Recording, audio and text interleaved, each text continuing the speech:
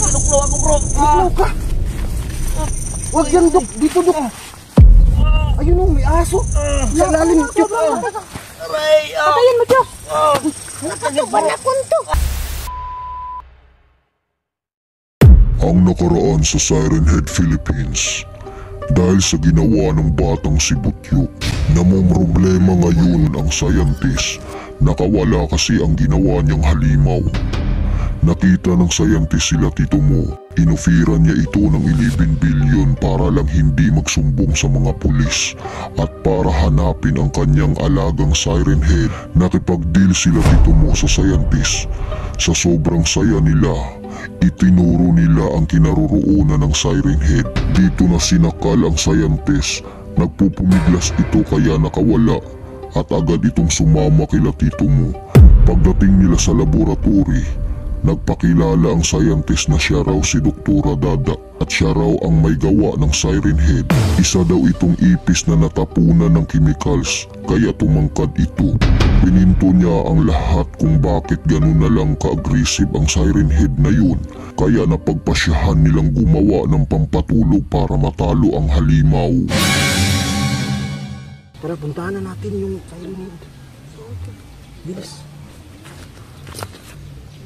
Ay, Katyok, sandali lang. Nasaan na yung bubbles mo? Pinunas ko to. Sa? Break ko to.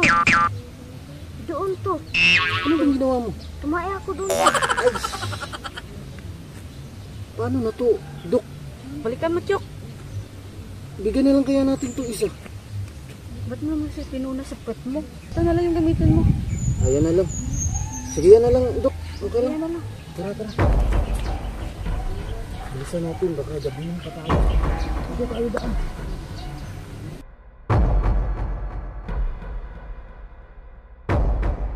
Malayo pa ba? Dok, kailangan na natin iligtas yung mga bata sa lalong madaling panahon, Dok. Oo nga to. Ito na nga yung ginagawa natin. Ano ka ba to? Ano mang tawag dito? Nahanap ng mga bata to. Yan nga. Tara. Saan mo to? Ang tagal mo naman to. Loko lang guys ha. Kasi sobrang tangkad ng Siren Head. Baka makita tayo dito.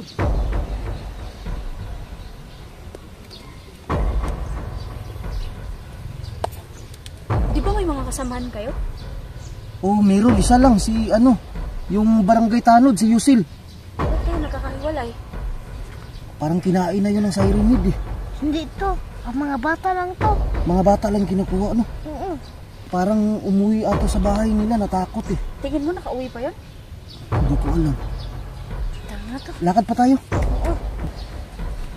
Ano itong taay na tutyok?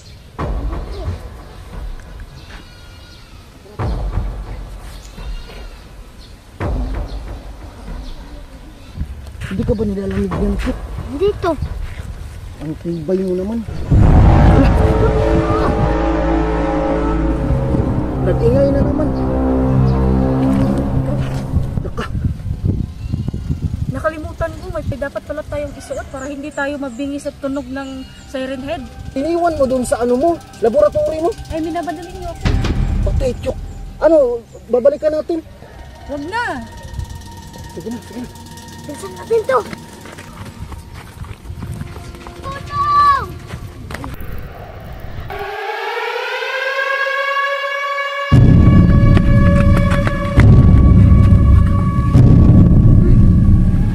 Saan ba sila? Tingin ko.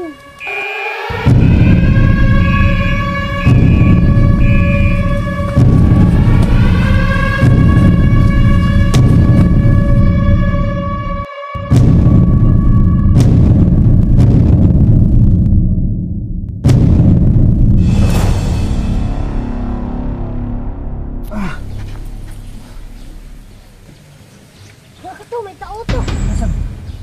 May tao? Nasaan? Wala naman eh. Ayun o. Alaka yung barangay Kagawad.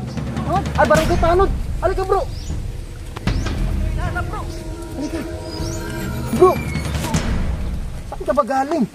Sa Billy Asuncion, bro. Naku, bigla kang nawala eh. Hinahanap ko kayo dalawa ni Butyok eh. Nakita mo yung mga bata. Hindi ko nakita sila. Naku, parang daw bro. Kinain na siguro yun ng siren head, bro. Muntik na ako mamatay dun. Sabi ni Butyok, yung mga bata daw nasa loob ng tiyan ng siren head. Wala, totoo ba yan, Chok? Oo. Di ba kinain siya? Niluwa siya ng siren head, bro. Bakit naman? Kasi mabaho ako. Mabaho kasi to eh. Di ba taong grasa to nung nakita natin? Oo. Sobrang baho niya. So niluwa siya ng ano, siren head. So may pagka-arte yung siren head na yun. Paano kukunin yung mga bata dun? Meron kaming nakilalang isang doktor, di ba, Tyok? Ano, ito yung ginawa namin. Pampatulog ng siren head. Bali, gaganon lang oh. Sige, Tyok. Tirahin mo, Tyok. Kapag tumama itong bula na ito sa siren head, makakatulog ang siren head, pwede na nating mailigtas yung mga bata. Mas mabuti, ginawa nyo ng paraan. Oo nga eh, magpasalamat tayo kay kay doktor. Teka, Tyok, asa na yung doktor natin? Scientist. Sana yun? To, baka nag-CR to. Baka nag-CR pa yun, bro. Wala nang CR dito to. Hindi, baka nagwiwi lang. Dok! Nasaan ka na? Ay, ayun yun, oh. Uy, Dok! Umihi ka pa, Dok? Ay, ito. Para si doktor. Doktora Dada. Ito yung kasama namin, Dok. Kuya Yusuf TV. Ano yan? Barangay Tanod, Dok, no? Ito yung kasama ko nung pumunta ako sa Villa Asuncion. Tapos may nakita kaming siren head.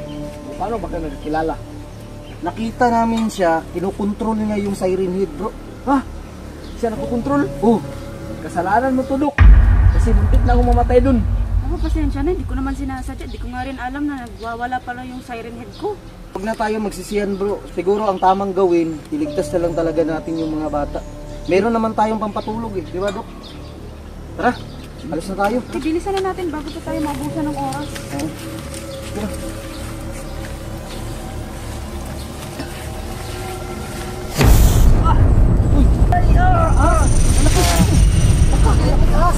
Nuklo ako, bro. Huwag dyan, Dok. Dito, Dok. Ayun o, may aso. Sa ilalim, Dok. Aray! Patayin mo, Dok! Sa ilalim. Aray! Nakatuban na punto! Alas ka na, Dok! Dok, paano na to, Dok? Nakagat siya, Dok. Hindi, kumuha kayo ng dahon ng agunoy. Bilis! Agunoy daw, Dok. Bilis, Dok. Hindi naman niya agunoy eh. Doon, Doon! Yan! bilis, Dok. Kasi baka mamatay na to. Banak ko na nakaasagat. King Cobra, Dok. Paano na to? Dok! Ganyan na to!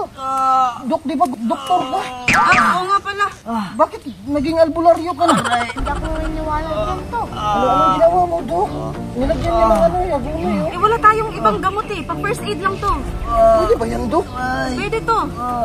Hindi nga, doktor ka ba? Ano sa tingin nyo? naman to. Parang hindi doktor eh. Ito. Parang isa lang minute to. Mamamatay na siya to. Paano mo nalaman, Chok? Wala na siyang pulso to. Ay, di, wala ka ng pulso. Bakit buhay pa siya kung walang pulso? Hoy bro, di ba sasama ka pa sa amin? Papatayin pa natin yung siren head, bro. Hindi ko na kaya, bro. Bro, kumapit ka, bro. Kumapit ka. Wala, gagawin natin, Dok. Mamatay na to eh. To. May kambal ako to. Isang aas to. May kambal kang ahas? Oo.